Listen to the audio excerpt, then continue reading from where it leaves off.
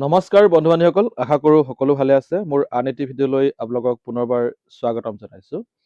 বন্ধু বান্ধৱীসকল, এইবাৰ যিসকলে মেট্ৰিক পৰীক্ষা দিব 2026ত যিসকলে মেট্ৰিক পৰীক্ষা দিবলৈ প্ৰস্তুতি চলাই আছে, তাৰ কাৰণে তেওঁলোকে প্ৰি টেষ্ট দিবলগীয়া হৈছে আৰু প্ৰত্যেক ডিষ্ট্ৰিক্টত ইতিমধ্যে প্ৰি টেষ্ট হৈ আছে বা সম্পূৰ্ণ হৈ গ'ল। গতিকে মই আজি চৰাইদেউ ডিষ্ট্ৰিক্টৰ জেনেৰেল মেথমেটিক্সৰ প্ৰি টেষ্টৰ মই কুৱেশ্যন পেপাৰটো লৈ আহিছোঁ। ইয়াৰ কিছুমান ইম্পৰ্টেণ্ট কথা ডিছকাশ্যন কৰাৰ লগতে ইয়াৰ কুৱেশ্যনৰ এনচাৰৰ যিটো সলিউশ্যন সেইটো মই স্ক্ৰীণত দি যাম আৰু লগতে ইয়াৰ উত্তৰবোৰ মই কৈ যাম।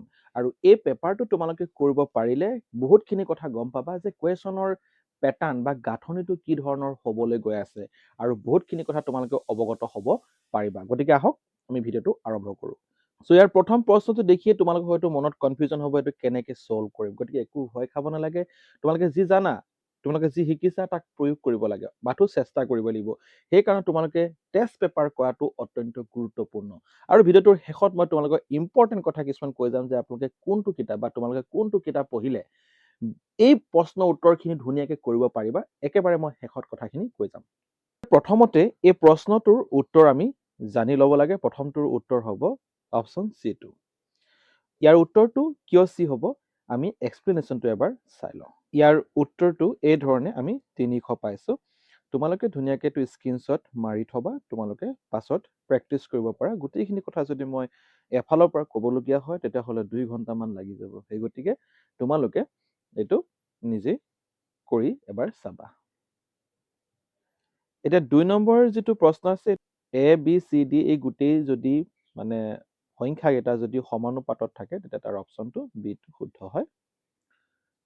তাৰপিছত কুৱেশ্যন নম্বৰ 3টোৰ উত্তৰ হ'ব অপশ্যন বিটো, আৰু কিয় শুদ্ধ হ'ব তোমালোকে এবাৰ এক্সপ্লেনেশ্যনটো চাই লোৱা। তো ইয়াত আমি এই সংখ্যাটোক অলপ সজাই লৈ উৎপাদক বিশ্লেষণ কৰি লৈ তাৰপিছত আমি উত্তৰটো উলিয়াবলৈ চেষ্টা কৰিলোঁ। 4 নম্বৰ প্ৰশ্নটোৰ উত্তৰ হ'ব অপশ্যন ডিটো। এতিয়া 4 নম্বৰ প্ৰশ্নটোৰ উত্তৰ কিয় ডি হৈছে তোমালোকে এক্সপ্লেনেশ্যনটো চাই লোৱা। আৰু প্ৰায়ভাগ ডিষ্ট্ৰিক্টতে ইয়াৰ ওপৰত প্ৰশ্ন কৰা হৈছে। যদি তোমাক n² বা n+1² মাজত কিবা এটা সংখ্যা সোধে তেতিয়া তাৰ উত্তৰটো টুৱাইচ n হয় বুলি আমি জানো। যদি ইয়াত মাইনাছ লগাই দিয়ে তেতিয়াহ'লে উত্তৰটো এইটো হ'ব। কুৱেশ্যন নম্বৰ 5টোৰ উত্তৰ হ'ব অপশ্যন চি। এই দুটা সংখ্যা অনুপাতত দিছে, তাৰ ইয়াত গসাগু দিছে 13, তেতিয়াহ'লে সংখ্যা দুটা কি হ'ব উলিয়াবলৈ কৈছে। তো ইয়াত বেছি কষ্ট কৰিবলগীয়া নাই, যিহেতু এই দুটা সংখ্যাৰ যদি গসাগুটো 13 হয় তেতিয়াহ'লে সেই সংখ্যাটো পাবৰ কাৰণে এই সংখ্যাটোৰ লগত 13 লগত 13 পূৰণ কৰি দিবা, 169 পাবা। আকৌ 17 লগত 13 পূৰণ কৰি দিবা, 221 পাই যাব। গতিকে এইটো ইমান টেনশ্যন ল'বলগীয়া নহয়। নম্বৰ 6টো তোমালোকৰ বি হ'ব। আমি গম পাইছোঁ এইটো অপৰিমেয় সংখ্যা হ'ব, যিহেতু এইটো যদি স্কোৱাৰ দি পেলাই ৰুট অভাৰ হ'ব। 49ক ভাঙিব পাৰিলেও কিন্তু 41ৰ ৰুট অভাৰ ভাঙিব পৰা নাযায়, সেইটো অপৰিমেয় সংখ্যা হ'ব। কিন্তু কেতিয়াবা ঠগ খুৱাই দিব পাৰে। যদি তোমাক কুৱেশ্যনটো যদি সুধি দিয়ে যে a² যদি 32/50 কৰি দিলে তেতিয়াহ'লে কিন্তু তুমি ইয়াত অলপ চিন্তা কৰিব লাগিব। 32ক যদি 2 কাটা তো এইটো 16 হৈ যাবগৈ, আৰু 50ক 2 কাটিলে 25। গতিকে 16টো আৰু 15টো বৰ্গ সংখ্যা হয়। গতিকে অলপ সাৱধান হৈ সতৰ্ক হৈ উত্তৰটো দিব লাগিব। গতিকে ভালকৈ চিন্তা কৰিহে উত্তৰবোৰ দিব লাগিব। কুৱেশ্যন নম্বৰ 7টো তোমালোকক দুটা ষ্টেটমেণ্ট দিছে, আৰু ইয়াৰ দুইটা ষ্টেটমেণ্টৰ ভিতৰত কোনটো ষ্টেটমেণ্ট শুদ্ধ বা অশুদ্ধ তোমালোকে সেইটো বিচাৰ কৰিব লাগিব। গতিকে ইয়াত 2k+1 আৰ্হিৰ এটা সংখ্যা আছে, তাক যদি বৰ্গ কৰোঁ সেই বৰ্গটো সদায় বোলে 6ৰ গুণিততকৈ 1 বেছি হয় বুলি কৈছে। এইষাৰ কথা সত্য হয় নে আমি অলপ পিছতে গম পাম। তাৰপিছত আকৌ এটা কথা ক'লে যে 2k+1 আৰ্হিৰ যিটো বৰ্গ সেই বৰ্গটো সদায় 4ৰ গুণিততকৈ 1 বেছি হয় বুলি কৈছে। এতিয়া আমি ইয়াৰ এক্সপ্লেনেশ্যনটো চাই লওঁ। ইয়াত ষ্টেটমেণ্ট 1টোৰ কাৰণে যিটো এক্সপ্লেনেশ্যন দিছে, আমি কেৰ মান যেতিয়া প্ৰথম 1 ধৰি লৈছিলোঁ তেতিয়া 9 পাইছিলোঁ। তো 9 সংখ্যাটো 8তকৈ 1 বেছি হ'লেও 8টো কিন্তু 6ৰ গুণিতক নহয়। তাৰমানে আমাক কথা এটা কৈছিলে যে এই 9 সংখ্যাটোৰ 6ৰ গুণিততকৈ 1 বেছি হ'ব বুলি কৈছিলে। গতিকে 6ৰ গুণিতক যিহেতু 8 নহয়, গতিকে এইটোতো শুদ্ধ হ'ব নোৱাৰে। বাকী যদি কিছুমান সংখ্যাৰ ক্ষেত্ৰত যদিও শুদ্ধ হয় তথাপিও কিন্তু এটাৰ কাৰণে অশুদ্ধ হোৱাৰ কাৰণে ষ্টেটমেণ্টটো ভুল হ'ব। কিন্তু তাৰ পিছতো চোৱা, ইয়াত যেতিয়া মই 9 পালোঁ, প্ৰথমবাৰ যেতিয়া 9 পালোঁ তেতিয়া আমি গম পালোঁ যে 9টো কি হয় 4ৰ গুণিততকৈ 1 বেছি নিশ্চয় হৈ আছে। আকৌ যেতিয়া আমি কেৰ মানটো 2 ল'লো তেতিয়া আকৌ আমি 25 পালো, যিটো নেকি 4ৰ গুণিততকৈ 1 বেছি যিহেতু হয়, কাৰণ 6 4 গুণ 24 আৰু 24ৰ পিছতে 25 আহে। গতিকে সেইকাৰণে আমি অপশ্যন চিটো শুদ্ধ পাইছো, অৰ্থাৎ এটো হৈছে অশুদ্ধ, বিটো হৈছে শুদ্ধ। অপশ্যন চিটো কাৰেক্ট হ'ব। এই 8 নম্বৰ প্ৰশ্নটোত এই গ্ৰাফটোৰ কোনটো এটা মানে বহুপদ হয়, সেই বহুপদটো বাচিব লাগে। তো তোমালোকে গ্ৰাফটো ক'ত ক'ত টাচ কৰিছে সেই পইণ্টবোৰ চাই ল'বা এবাৰ। মই ধৰি লৈছো চিৰ মানটো 8, কাৰণ এই যিটো লেখ আছে এই লেখটোৱে ইয়াত টাচ কৰিছে, অৰ্থাৎ -8 য'ত য'ত আছে সেইকেইটা হৈছে আমাৰ শুদ্ধ উত্তৰ। এই দুটাটো শুদ্ধ হ'ব নোৱাৰে। গতিকে আমি গম পালো অপশ্যন 1 আৰু অপশ্যন 2ৰ ভিতৰত যিকোনো এটা শুদ্ধ হ'ব। এতিয়া বিচাৰ কৰিব লাগে যে x ৰ মানটো 2 হ'ব নে -5 হ'ব। x ৰ মানটো 2 ধৰি লোৱা, যেনিবা 2 ধৰি লোৱা, এই 2টো তুমি x-ত ইয়াত বহুৱাই চোৱা, য'ত বহাইছা বহোৱাৰ পিছত যদি বিয়োগ কৰি 0 পাইছা সেইটোৱে তোমাৰ এনচাৰ হ'ব। গতিকে যেতিয়া মই ইয়াত 2 বহাই দিলো, এইটো 4 পালো, আকৌ ইয়াত যেতিয়া 2 বহালো 8 হ'ল, আৰু যোগ কৰাৰ পিছত 8 হ'ল, 8ৰ লগত আকৌ 8টো কেনচেল হৈ যাবগে, তেতিয়া আমাৰ অপশ্যন চিটো শুদ্ধ হ'বগে। ঠিক আছে নে? তো আমি ইয়াত কাৰেক্ট এনচাৰ কোনটো বুলি ক'ম? অপশ্যন চিটো বুলি ক'ম। কুৱেশ্যন নম্বৰ 9টোৰ আমি কাৰেক্ট অপশ্যন চিটো বুলি ক'ম। এতিয়া কিয় ক'ম, আমি এটা কথা ভালকে চাই ল'ম যে যেতিয়া a1/a2 not equal to b1/b2 হয়, তেতিয়াহ'লে অদ্বিতীয় সমাধান থাকে বুলি আমি গম পাওঁ। গতিকে এই অদ্বিতীয় সমাধান আমি এই সমীকৰণবোৰত আমি দেখা পাইছো, সেই গতিকে 1ৰ কাৰণে অপশ্যন কোনটো শুদ্ধ হ'ব? 3টো শুদ্ধ হ'ব। গতিকে 1ৰ কাৰণে অপশ্যন 3 কেৱল মাত্ৰ এটা অপশ্যনতে আছে, সেইটো হৈছে অপশ্যন চি। সেইকাৰণে অপশ্যন চিটো শুদ্ধ হৈছে, বাকীবোৰ চোৱাৰ কোনো দৰকাৰেই নাই। তাৰপিছত 10 নম্বৰটোৰ প্ৰশ্নটোৰ উত্তৰ হ'ব অপশ্যন এটো, আৰু কিয় শুদ্ধ হ'ব এইটো এক্সপ্লেনেশ্যনটো এবাৰ চাই লোৱা। আমাক ইয়াত যিহেতু এই দুটা সংখ্যা দিয়া আছিলে, এই দুটা যোগ কৰিলে আমি এই ধৰণে আমি পাম, যিহেতু লসাগু লোৱাৰ পিছত আমি এইটো পাম। আৰু লগতে তোমালোকে এটা কথা মনত থবা যে a² প্লাছ b² সূত্ৰটো মনত থব লাগিব। a plus b whole square কথা কোৱা নাই মই, সেইটো হ'লে আমি গম পাওঁ a² plus twice a plus b², কিন্তু a² প্লাছ b² বুলি হ'লে আমি তাৰ সূত্ৰটো এই ধৰণে লিখিব লাগিব। আৰু যিহেতু ইয়াত আলফা প্লাছ বি আমি গম পাইছো এল হ'ব, আৰু আলফা ইনটু বিটা কি হ'ব? এম হ'ব বুলি প্ৰশ্নত দি থোৱাই আছে। সেই গতিকে আমি ইয়াত কি কৰিলো? l² লিখি দিলো, আৰু ইয়াত আলফা ইনটু বিটাৰ ঠাইত আমি এম লিখি দিলো। গতিকে আমি অপশ্যন ধুনীয়াকে এটো শুদ্ধ বুলি ক'ব পাৰিছো। ইয়াতে 11 নম্বৰটোৰ এক্সপ্লেনেশ্যন ধুনীয়াকে দি থোৱা আছে। যেতিয়া তুমি এই সমীকৰণটো সৰল কৰিলা, তো আমি এটা ইকুৱেশ্যন পালো, য'ত তুমি x ৰ মানটো যদি 0 ধৰা, তেতিয়া y মানটো 3 ওলাবগে, আৰু y মানটো যদি 0 হয় তেতিয়াহ'লে x ৰ মানটো কি ওলাবগে? 4 ওলাব। যিহেতু কালিৰ কথা সুধিছে, গতিকে কালি half into b into h কৰিলে হৈ যায়গে, অৰ্থাৎ উত্তৰটো কি পালো আমি?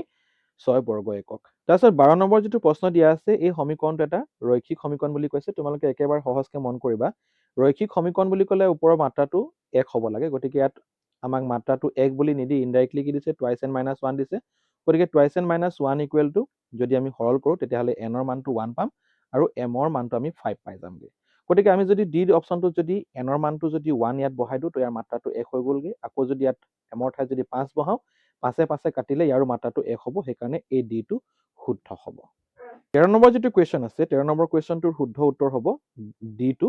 যিহেতু ইয়াত সমাধান এ আৰু বি বুলি দিয়ে দিছে, যে x ৰ মানটো a হ'ব, y মানটো b হ'ব, সেইকাৰণে এইটো শুদ্ধ, অপশ্যনটো ডিটো হ'ব।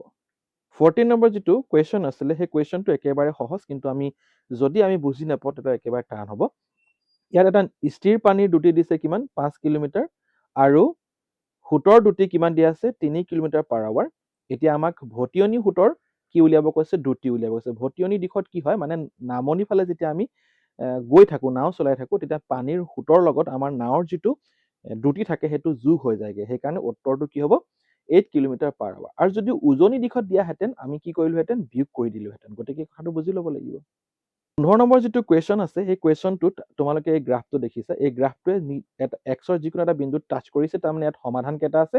কেৱল মাত্ৰ এটা আছে। আৰু এটা সমাধান কেতিয়া ওলায়? যেতিয়া ডিৰ মানটো, অৰ্থাৎ ডিৰ মানটো 0 হয়, তেতিয়া আমি ক'ম যে তাত এটা সমাধান থাকিব।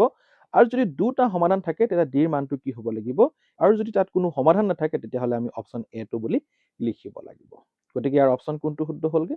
ইয়াৰ অপশ্যন বিটো শুদ্ধ হ'ব। কুৱেশ্যন নম্বৰ 16টোৰ উত্তৰটো হ'ব অপশ্যন ডি। এক্সপ্লেনেশ্যনটো এবাৰ চাই লোৱা।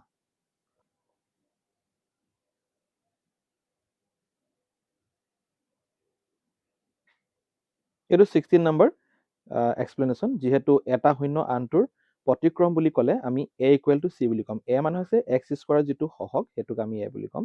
আৰু চিটো ধ্ৰুৱক পদ, গতিকে এইটো আমি এনেকৈ ধৰণে সজাই ল'লোঁ, তাৰপিছত আমি কেৰ মানটো 8 পালোঁ।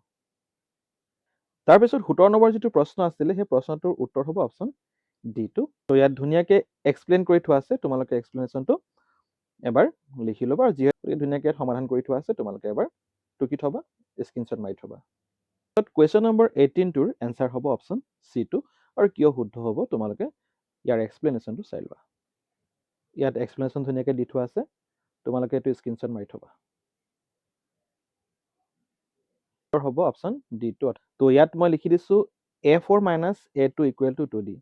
এতিয়া তোমালোকে হয়তো ক'বা যে আমি পাইছিলোঁ A2 - A1 = D বুলি, কিন্তু ইয়াত মই লিখিছোঁ A4 আৰু ইয়াত A2 লিখিছোঁ, তাৰমানে দুটা পদৰ মাজত সাধাৰণ অন্তৰটো দুবাৰ বাঢ়িব, সেইকাৰণে টুৱাইচ D লিখা হৈছে। প্ৰথমতে আমি D মানটো 4 লিখি ল'লোঁ, তাৰপিছত আমি A মানটোত -28 উলিয়াই ল'লোঁ, আৰু যিটো আমাৰ সূত্ৰ আছিলে মানে এই যিখিনি মান পাইছিলে এইখিনি আমি ইয়াত বহাই দিয়াৰ পিছত উত্তৰটো এইটো পালোঁ। তাৰপিছত 20 যিটো কুৱেশ্যন আছে তাৰ এনচাৰ, আৰু এইটো স্কুৱেৰ হয়, যদি স্কুৱেৰ নহয়, যদি এইটোত 52 বা 72 দিয়ে তেতিয়াহ'লে অপশ্যন ডিটো শুদ্ধ হ'ব, স্কুৱেৰ হোৱাৰ কাৰণে অপশ্যন চিটো শুদ্ধ হ'ব। আৰু এই 20 কুৱেশ্যনটোৰ এক্সপ্লেনেশ্যনটো ইয়াত মই দিয়ে থৈছোঁ। প্ৰথমতে মই এৰ মানটো উলিয়াই লোৱাৰ পিছত বাকী আৰু প্ৰয়োজনেই নহ'ল, যিহেতু এৰ মানটো 1 হ'লে অপশ্যন চিটোৱে এইটো শুদ্ধ হ'ব বুলি মই লিখি দিছোঁ। তাৰপিছত 21ৰ যিটো কুৱেশ্যন আছিলে তাৰ এনচাৰটো হ'ব অপশ্যন ডিটো, অৰ্থাৎ 5 শুদ্ধ হ'ব। আৰু 5টো কিয় শুদ্ধ হ'ব এবাৰ ইয়াতে চাই লোৱা তোমালোকে। যেতিয়া 2-3টামান পদ দি দিছে আৰু সেই পদকেইটা সমান্তৰ প্ৰগতিত আছে বুলি কৈ দিয়াৰ লগে লগে আমি এই সূত্ৰটো ব্যৱহাৰ কৰি আমি মানবোৰ বহাই দিম, আৰু বহাই দিয়াৰ পিছত সৰল কৰিম। সৰল কৰাৰ পিছত আমি দেখিলোঁ যে x মানটো কি পালোঁ, 5 পালোঁ।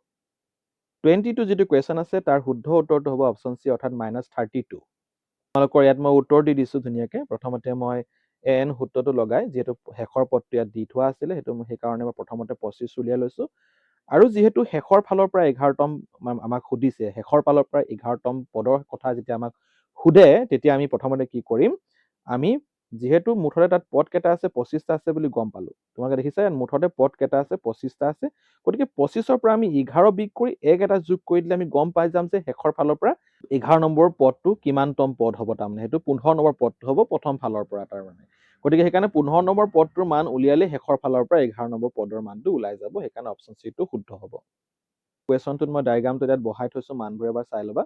আৰু বহুৱাৰ পিছত তোমালোকে গম পাইছা যিহেতু এই বাহুটোৰ অনুপাত এই বাহুটোৰ লগত অনুপাতিক হ'ব, গতিকে সেইকাৰণে মই ইয়াৰ সমাধানটো দি দিছোঁ, এবাৰ চাই লওঁ।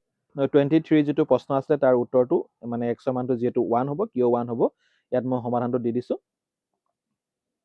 তাৰপিছত 24টো ত্ৰিভুজৰ পৰাই দিছে, আৰু যিহেতু এই দুইটা ত্ৰিভুজ কি হ'ব, সদৃশ ত্ৰিভুজ হ'ব, গতিকে সদৃশ ত্ৰিভুজৰ এই বাহুবোৰ সমানুপাতিকটো হ'বই।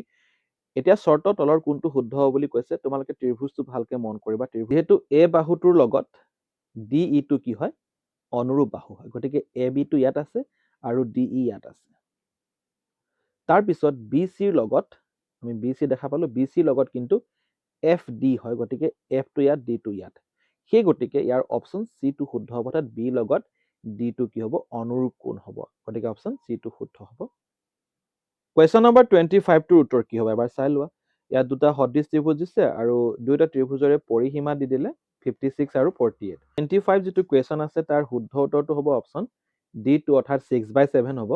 কিন্তু এটা কথা মনত থ'বা, ইয়াত প্ৰথমতে 56 আছে আৰু ইয়াত প্ৰথম ত্ৰিভুজটো আছিলে এ বি চি, গতিকে এ বি চিৰ পৰিসীমা তাৰমানে 56, কিন্তু ইয়াত আকৌ পি কিউ দি দিলে, তাৰমানে পি কিউ ত্ৰিভুজটোৰ পৰিসীমা কিমান আছিলে, 48, সেইকাৰণে 48টো ওপৰত লিখিব লাগিব আৰু 56টো তলত লিখি কটাকটি কৰিলে উত্তৰ ডিটো পাই যাবাগে। নেক্সট কুৱেশ্যনটোৰ মই উত্তৰটো কৈ দিছোঁ, সেইটো অপশ্যন চিটো শুদ্ধ হ'ব। 27ৰ অপশ্যন চিটোৱে শুদ্ধ হ'ব। তাৰপিছত 28ৰ অপশ্যন তোমালোকৰ ডিটো শুদ্ধ হ'ব। 28 কুৱেশ্যনটোৰ এক্সপ্লেনেশ্যনটো ইয়াত দিয়া আছে। প্ৰথমতে আমি অনুপাতটো k:1 ধৰি লৈ মই চিম্পলকৈ অলপ বুজাবলৈ চেষ্টা কৰিছোঁ, তোমালোকে এনেকৈ ধৰণে লিখি থবা, তেতিয়া তোমালোকৰ কামখিনি সহজ হ'বগৈ। তাৰপিছত 29ৰ যিটো প্ৰশ্ন আছে, তোমালোকে এইটো সঠিক ক্ৰমত কি কৰিব কৈছে, সজাব কৈছে। তোমালোকে প্ৰথমতে এই sin 0 ডিগ্ৰী বা cos 45 ডিগ্ৰী বা sin 60 ডিগ্ৰী বা cos 0 ডিগ্ৰী এই মানবোৰ যেতিয়া তোমালোকে তুলনা কৰিবা, দেখিবা যে অপশ্যন ডিটো শুদ্ধ আছে।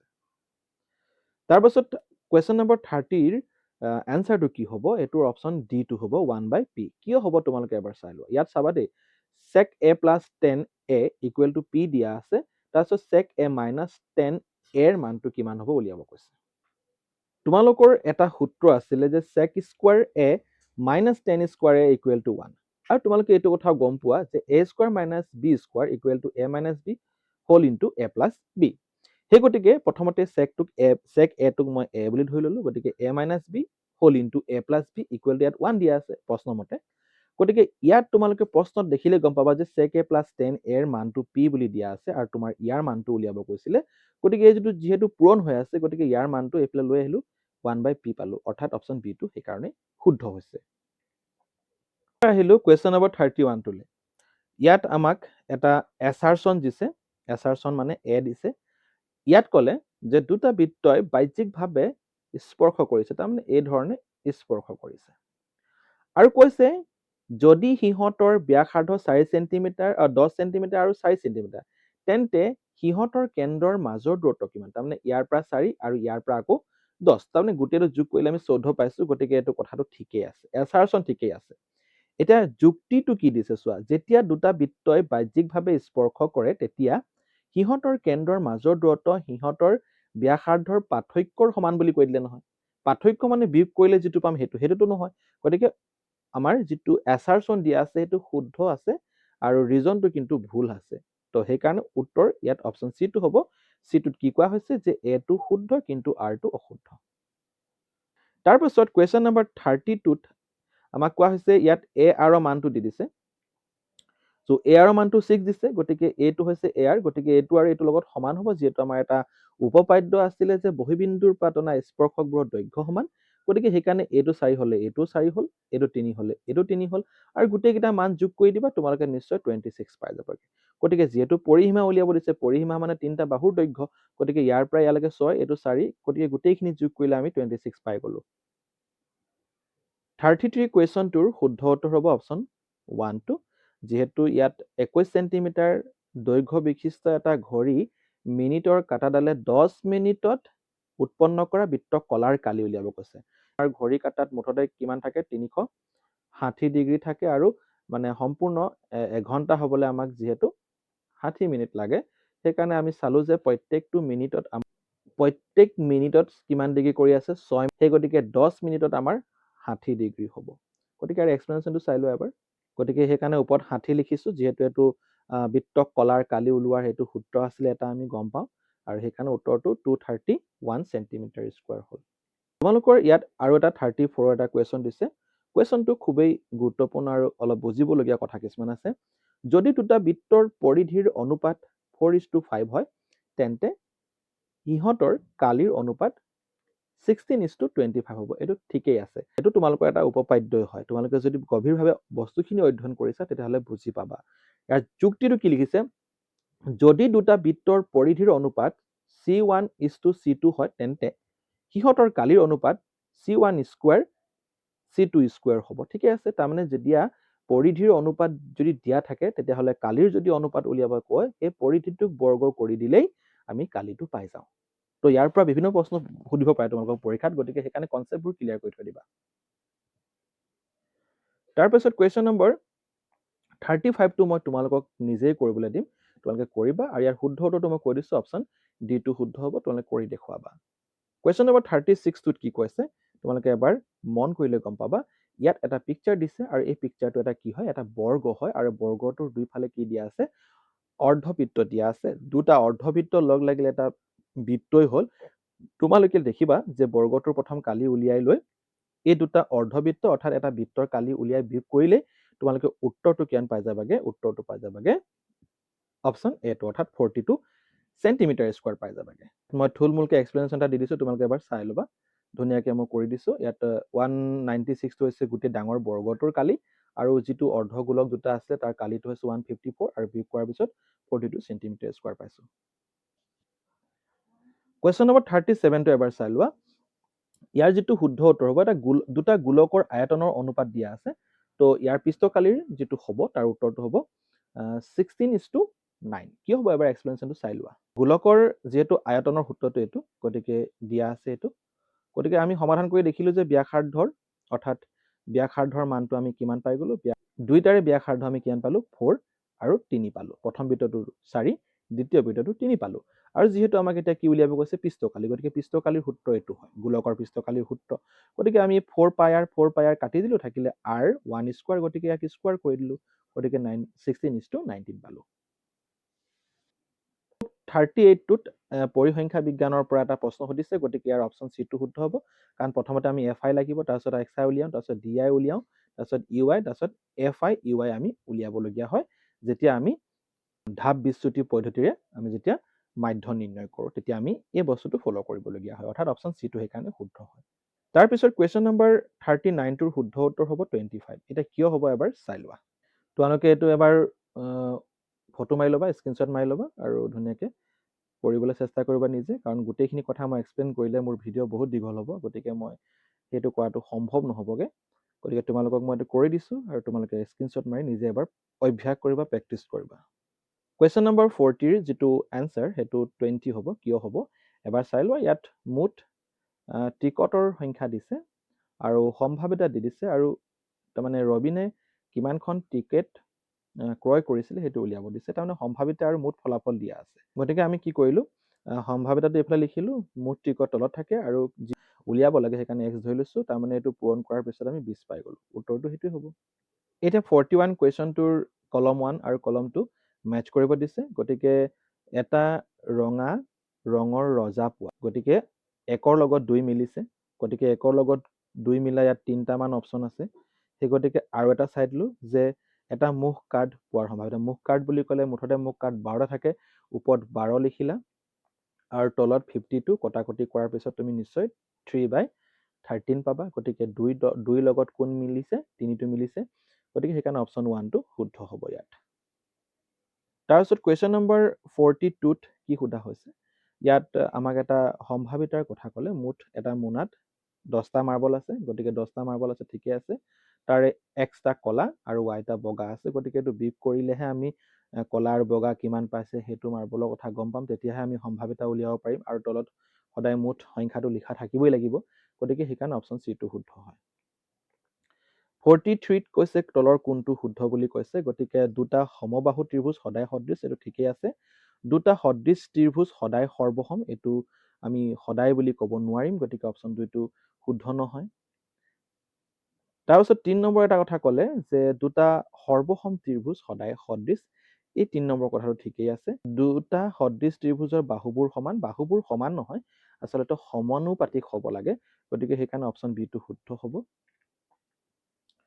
44 যিটো কুৱেশ্যন আছে ইয়াত আমাক মাধ্য আৰু মধ্যমাৰ অনুপাতটো দিয়া আছে মধ্যমা আৰু বহুলকৰ অনুপাত উলিয়াব কৈছে প্ৰথমতে মই কি কৰিলোঁ বহুলকৰ অনুপাতটো উলিয়াই ল'লোঁ তোমালোকে বহুলকৰ এই সূত্ৰটো এই মনত থ'ব লাগিব এইটো কথা মনত থ'ব লাগিব তাৰপিছত তোমালোকে বহুলকৰ যিটো মান সেইটো উলিয়াই ল'লা 6x বুলি তাৰপিছত মধ্যমা আৰু বহুলকৰ ঠাইত মধ্যমাটো দিয়াই আছে যিহেতু ধৰি লৈছিলোঁ মই 8x বুলি গতিকে 8x আৰু 6x কৰিলা তুমি পালা যে 8:6 কটাকটি কৰাৰ পিছত 4:3 পালোঁ সেইকাৰণে অপশ্যন এটো শুদ্ধ হ'ব